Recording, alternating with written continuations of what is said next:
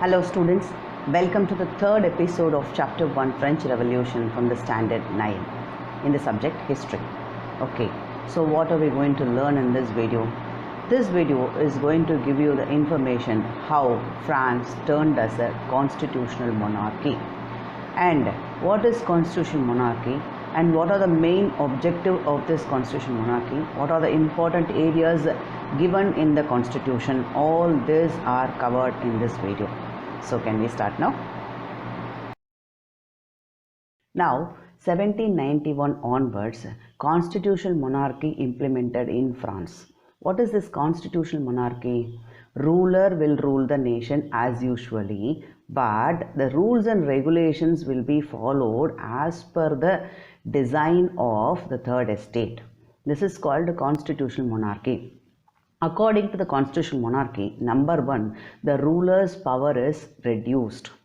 Number 2 is, before the ruler is going to take any kind of decision about the administration, he has to consult 3 institutions. Number 1, executive. Number 2, legislature. Number 3, judiciary. Who are they? They are all elected representatives through the way of common election. And this constitutional monarchy has got one more important special feature, and they bifurcated the citizens into 2 parts. What are they? We'll see in the next slide. The key feature of this constitution is they bifurcated the population into 2 groups. One is active citizen, another one is passive citizen. Active citizens comes under men alone. This is number 1. Number 2 is taxpayers are called as active citizens. Number 3 is men above 25 years plus those who are eligible to pay taxes. So in this way, active citizens are categorized. On the other hand, passive citizens, women, all women in France comes under passive citizen. Number 2 is non-taxpayers are called as passive citizen. Now, the major difference between active citizen and passive citizens are, active citizens are eligible to vote. Passive citizens are not eligible to vote, which gives a meaning active citizens has got the right to vote, that is, they are considered as the most powerful citizen of the nation. On the other hand, passive citizens are not at all eligible to vote. In this way, they categorized the population into 2 groups, active and passive citizens. What happened in this regard, we'll see in the next slide. Now, National Assembly designed this new constitution.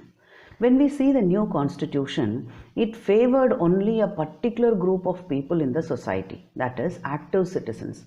In this part, men alone considered as the citizen of the nation, and that too those who are paying the taxes.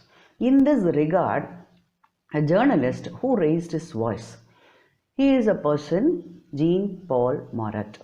This person raised criticism against this new constitution designed by the National Assembly. He started questioning the new government in what way this constitution favoring all the citizens in this nation. Because based on the economic status alone, it is given the privileges in the society. Once again, we are going back to the system which was already prevailed in the France before 1789. So in what way this constitution is giving justice for the people, those who are unable to pay the taxes. In this way, he started criticizing the new constitution. So this criticism has given a new thought in the minds of people, that is common men, who is longing for the daily wages. So once again, they wanted a very big change in the society. Whether they brought or not, we'll see in the future. Here are the political symbols. The majority of men and women in the 18th century could not read or write. So, images and symbols were frequently used instead of printed words to communicate important ideas.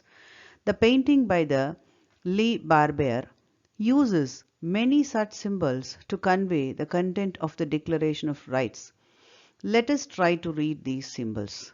The broken chain. The chains were used to fetter slaves. A broken chain stands for the act of becoming free. The bundle of rods or fasces. One rod can be easily broken, but not an entire bundle. Strength lies in unity. The eye within a triangle radiating light. The all-seeing eye stands for knowledge. The rays of the sun will drive away the clouds of ignorance. Scepter, symbol of royal power. Snake biting its tail to form a ring, symbol of eternity. A ring has neither beginning nor end. Red Phrygian cap, cap worn by a slave upon becoming free. Blue, white, red, the national colors of France. The winged woman, personification of the law. The law tablet, the law is the same for all, and all are equal before it. In this way, different political symbols and a separate identity for a nation is given by the revolutionaries after the French Revolution.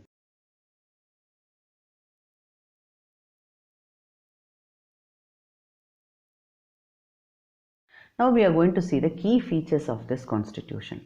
The key feature is giving fundamental rights. They have given under the title Declaration of Rights of Man and Citizen. Just make a note of it. It is man and citizen.